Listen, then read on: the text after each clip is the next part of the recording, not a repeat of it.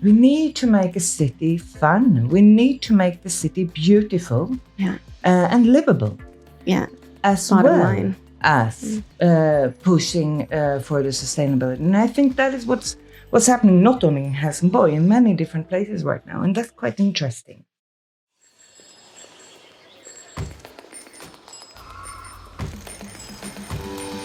Welcome to Smart in the City, the Babel podcast. I am your host, Tamlin Shimizu, and really at Babel, we aim to connect the players in the smart city industry with high quality information and ideas through our platform and services. This podcast is really an extension of this goal and mission to drive the change for a better urban life. And first, a quick announcement from Babel. As a company dedicated to drive the change for a better future, we at Babel express our support for all victims of the Ukrainian-Russian war. To all our listeners, if you're wondering how to best support Ukraine from a foreign country, please visit the following website: supportukrainenow.org. So today I physically took a snowy train ride from Gothenburg, Sweden, and arrived in Helsingborg, Sweden, to have the opportunities to see the city and speak to our wonderful guest here with us today, Åsa Bering, who works in international relations for the city of Helsingborg. Welcome. Thank you, and welcome to Helsingborg. Thank you. I'm really excited to be here, and also thanks in advance for a wonderful tour you've planned for us. I'm really excited to see the city. I've read a lot about it and, seen photos, but it just doesn't really compare, obviously. So. Well, and today we have snow outside. Usually I say Helsingborg is a summer city, but you can see it also this time of year and enjoy. Yeah, and I'll actually get to see it in the summer too. Coming up next summer for the H22 City Expo, which is really why we're sitting down and talking today, and really how we've gotten to know each other as well is through this event. But we'll talk more about that a bit later, I'm sure. So before we get into it, let's do a little maybe icebreaker, so to say. So if you could choose 3 words to describe Helsingborg, what 3 words would you use? Bold, ambitious, and fun. Yeah, that's good. That sounds like a fun person to hang out with also, as well as a city. What makes it bold? I think that pushing ourselves into doing things that we normally don't do in cities, or actually that civil servants are not, that at least not in Helsingborg has been used to doing. So that I will say is the bold part. Yeah. And what about the ambitious part? Well, ambitious is this kind of thing, being proud of being frontier, running, but almost aiming a bit higher on climate issues, for example. We have a goal on 2035 to be climate neutral, but we're pushing ourselves to do it faster, to do it already to 2030. And this kind of continuous push of doing things a little bit more, a little bit better, I think that is really kind of narrowing down what is happening right now in Helsingborg. Yeah, that's really interesting. And also, I think one reason why Helsingborg has been all over my news feed, at least, maybe just because of you all being the workers really in the city also being so proactive about promoting these different issues and challenges and also successes to other cities as well. And I think that's a main goal of the City Expo as well, right? Well, we also like to speak both about the successes, but also about the failures. We need to speak about the things we're good at, but also where we can take back on others. So in that sense, I think that when you see and hear about Helsingborg, it is very much this demand of pushing more, pushing harder, and learning from each other. Yeah, that's super important. I was just, up at a conference where we talked a lot about that, and I think it's so important to push. Okay, but what were the lessons learned out of everything? And why we're here today, as I said, was really the H22 City Expo. And this is something that I've been seeing a lot of and also been telling people about like, hey, have you heard about this? So how did this idea even start? You're doing a 6-week-long expo in the summer here in Helsingborg Center with lots of different locations, lots of different activities for many different types of people, right? And organizations. How does this even become an idea or start? Well, it's part of the Helsingborg identity, I would say, to do large expos. We did one in 1955 called H55. Wow. When we talk about it, we talk about the modern Sweden being born. And this is where a city at that side, now we're 150,000. At that time, we were much smaller. Mm-hmm. But we gathered more than 1 million people. In 55, this was the first time you could see a fireworks. This is where we put Scandinavian design on the map for the world. Also an international expo. Again, in 99, we did it, H99. At that time, it was a living fair, and kind of boosting the living fairs of Sweden, moving around later on, almost still going on 20 years later, doing a lot of, this is the housing expo right now. Mm-hmm. Now we wanted to do something again similar to that. And continuously we've had this story of actually then leaning ourselves a little bit more forward, saying that if we are going to tackle the challenges that we're facing today and tomorrow, and if we are going to move the society and transform the society in the way we think is necessary due to climate change, due to planetary boundaries, but also due to what the residents of our city expect from us as a city. We have, for more than, a decade, pushed ourselves in what can we do differently? How can that be done in another way, etc. But we felt that it wasn't moving fast enough. We didn't have the tools enough. So we kind of sat down and said, okay, let's give this a high priority. Put it on the top of the agenda, ensuring that innovation is part of the core mandate in the city. It's a necessity to innovate. Mm-hmm. It's a necessity to engage with the residents, with the companies, and push and enable innovation. Now, being in the history of Helsingborg, we of course wanted to make a big expo out of it. But we also had the very thorough understanding that we don't want it to be a, 35-day innovation show only. We wanted to actually bring change to Helsingborg, to give new tools, new skills to our staff, and give a profound understanding from our residents in what it takes also from them in order of being part of a transformative change. And that's why we said, well, it will not only be for 35 days. Even if you're talking about H22 as 35 days, for us it's 3 years. And it's only a stepping stone towards the future and our vision 2035 of Helsingborg. And that vision was adopted in 2011. Since then, we've been working with great management skills trainings and those kind of things in order to kind of push more trust into the organization, in order to think about how do we use the opportunities that digitalization provides for us, etc. What they did in 2019, and it was the broad majority, it was a broad majority of the political parties in the city council decided to put aside 250 million Swedish crowns, which is approximately 25 million euros, into the H22 initiative. Now, half of that, and that is what we call a welfare and innovation initiative, half of that is dedicated to our core organization, to kind of have funds and muscles to try and push and dare and do and innovation. The other half of the funds are put into the H22 City Expo in realizing 35 days where we will actually hope that we invite the whole world to Helsingborg, where we don't give an exact number of how large it's going to be. It's going to be 6 weeks, 35 days, June next summer. And we do expect that it will be more visitors coming to H22 than it was H55. And that was 1 million.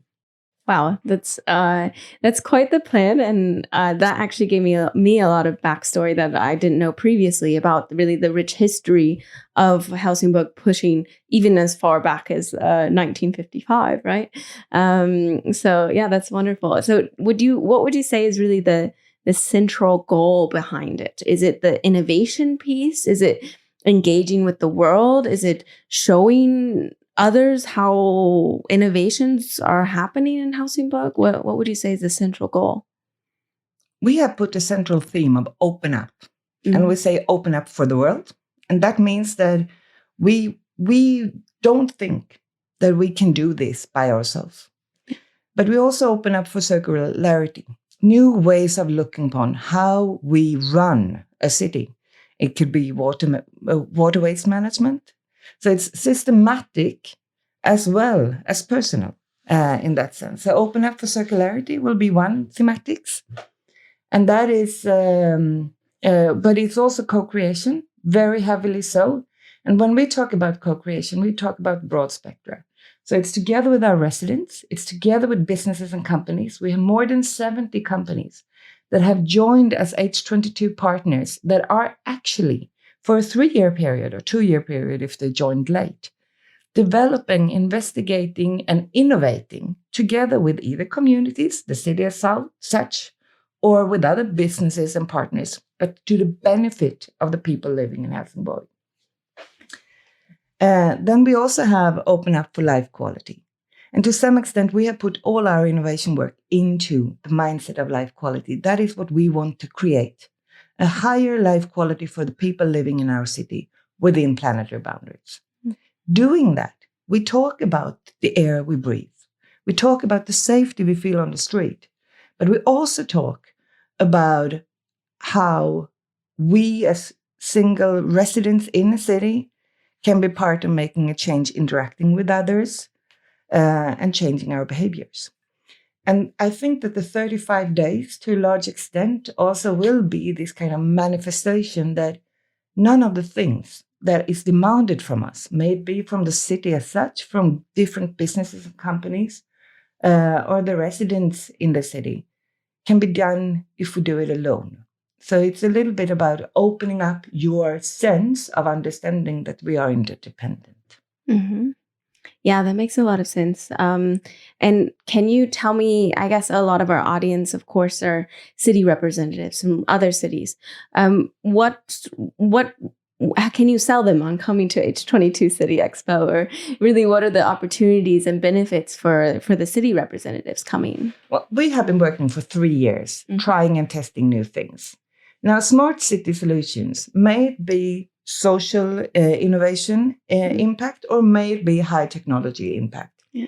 It's very hard to touch, feel, and see all the time. So we talk about it, but we don't really get it into our skin. Now we are pushing to make this go into your skin, to make it an experience, that you will actually be there, experience what the future can bring. You will learn from the successes we've had, from the failures we've made. We are pushing ourselves to see that when we talk about how we build a climate neutral neighborhood, what are the backbone of the show, and how can we make that visible? Is it data that we collect in a different way, that we can visualize in another way just during these 35 sub-exhibitions? So you get an understanding of all the technology behind, or of all the processes behind. Mm-hmm. Now, that's not very easy. But I think that walking around in Helsingborg, at the moment you have 160 program items on the H22cityexpo.com website.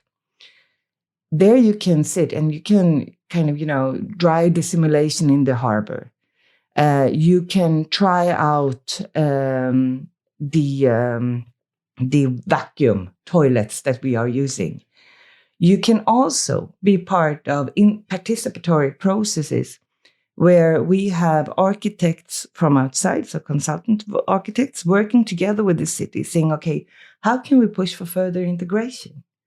And you will be part of the discussion whilst being here. So it will be very experience-based.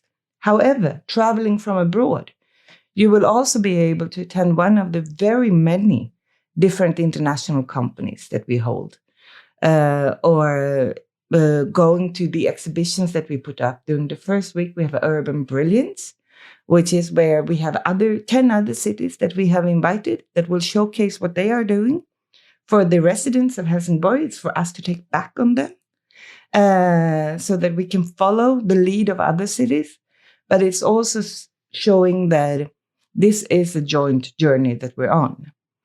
So there are different parts depending on what you're interested on. We have one of the largest artificial intelligence conferences. We have Business Arena, which is a forum for the building community. We have the Nordic Place Branding Conference, Urban Future Conference, with more than 3,000 guests coming in from all over Europe. So depending on when international colleagues of us around in Europe or elsewhere decide to travel here, we have this Swedish smorgasbord of the innovations that we have tried out that they can experience back to back. So it gives this extra flair, and it gives an extra push, I believe, of ensuring that, well, whilst anyway going to a conference, I stay for another 2 or 3 days, and I do it both for my pure pleasure of being part of this kind of movement almost, but also understanding or getting some new insights back home. Yeah, a little bit for everyone. Any kind of interest, you kind of cover it all in the program. That's one of the headaches, huh? Yeah. But it's also one of the glories of the H22 City Expo. I was just meeting with my colleague this morning, and she's sitting with the 4 superheroes. We have 4 superheroes. They have no names yet, but they represent the elements of the earth. So you have fire, you have water, you have fire, you have water, you have soil, and you have air. Air, yeah. And these have been transformed into small superstars that will help guide the children that are coming to the H22 City Expo. Again, may they live in Helsingborg or come elsewhere with their parents or grandparents when they go visiting Helsingborg. Because to some extent, we're pushing so that you will feel the playfulness, no matter what age you are. But you will see that we're very often talking about bringing out the superhero in everyone. And during the H22 City Expo, and in preparation for the H22 City Expo, these are the kind of things that we're working in order also to make it more tangible, touchable, and relatable. Yeah, it makes a lot of sense to engage people on so many different levels and to really dig into what hits people the hardest, right? So everyone's so unique in their interest, but also further than that, what really kind of touches them in a way, what really motivates them. And so, I'm really excited for the expo myself. And I think you sold a lot of people on it just now. So what about for the company side of things? What do companies benefit from for coming? The same kind of thing? Or I mean, first of all, you have the companies that are already doing the innovations on place and on ground. Mm-hmm. And they will be here and they will showcase together with the city what they have done.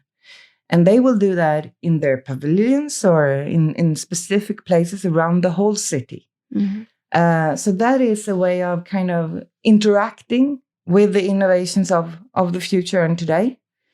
So that is a learning space, but it's also a networking space. Yeah. But I would say that in order to make it a networking space, may you be a city representative or a business representative, I would say look into the program and see if there's any one of these conferences and events that is more appealing to you. Ensure that you come those days and stay for a couple of more. Because if you then decided, okay, we'll stay for a couple of more, or I'll actually bring my older brother is having a programming company, a software company with 50 employees. They have their summer finish here. And while they do that, they attend one conference where they sit and speak AI security, high level on what they are working on. And then they walk around to actually kind of push themselves in what are the frontiers and new ideas we can get from others. Yeah, that makes a lot of sense. And so I kind of want to play devil's advocate a little bit here and say, obviously, 6-week-long expo, it's an incredible amount of time, effort, money that goes into this, right? So do you think it's going to be worth it? Do you think that, what are really the biggest challenges in really, I guess, getting the most bang for your buck, or so to say? Again, I have to say that it's longer than 6 weeks. It's 3 years and it's heading for the future. So it's only a trampoline towards the future. Yeah. So it's really about the core of making a change in the city. We're talking about changing the DNA of the city in order how we adopt to the future. Yeah. Doing that, it has been quite valuable, I would say, to have a deadline, a joint deadline in the city where you push yourself towards. Sometimes it feels like horrible. Because it's such a short time period. I was just sitting with one of the projects yesterday. Now they are going to showcase, because that's where we ended up, because they're building an outdoor aquarium. Really exciting, and how you can interact with, this is a waterside city. How can we bring the water into the building environment? So we have some top star architects working on this and enabling that kind of on-land aquarium, you could say. Now, they are not getting all the permits ready for the H22 City Expo, so the real aquarium will not be there to see. But since we are feeling that it's so important that we can show what we are developing and what we are doing, they will have a prototype. And this prototype then will gather a whole other discussion around it during the H22 City Expo, making it not only a showcase, but actually a collaborative practice in that sense. Yeah. And we see this elsewhere as well. We have People's Walk. It's another one of my favorite examples, where we're actually working with an in-depth process of saying, what is it that makes me belong to a city? When do I feel safe in a city? What is it that connects us living as citizens in a city? There will be ongoing workshops during the 35 days on this, where you go and participate for a 3-hour session. In the end of it, you will blaster, I think it's called blaster in English, on cement blocks, a message for the future. Now, this will be exhibited during the exhibition. But what happens when we continue building the city where the plans are right now, this will be part of the payment and walk. So you will walk on the dreams and hopes and ideas of the people attending the H22 City Expo. May they live here or elsewhere, because the future is ours jointly. Those kind of stories, they will stick.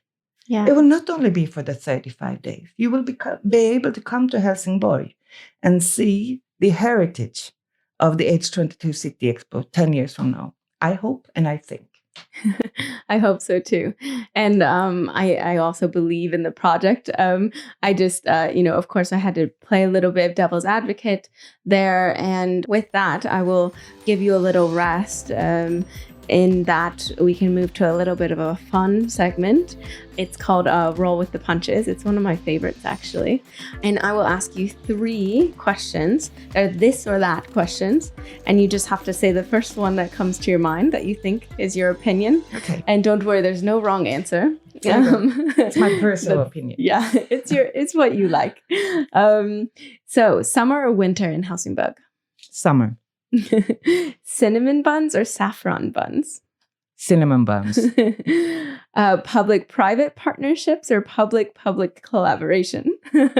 Public-private and public partnerships. Oh, you twisted that one. They will never be scalable unless we collaborate between cities as well. Yeah, I totally agree. So why summer in Helsingborg? Because of the beautiful beaches and the incredible sky. Good answer. And why cinnamon buns? Well, you kind of have to smell that in order to answer on that one. But the smell is just, we call it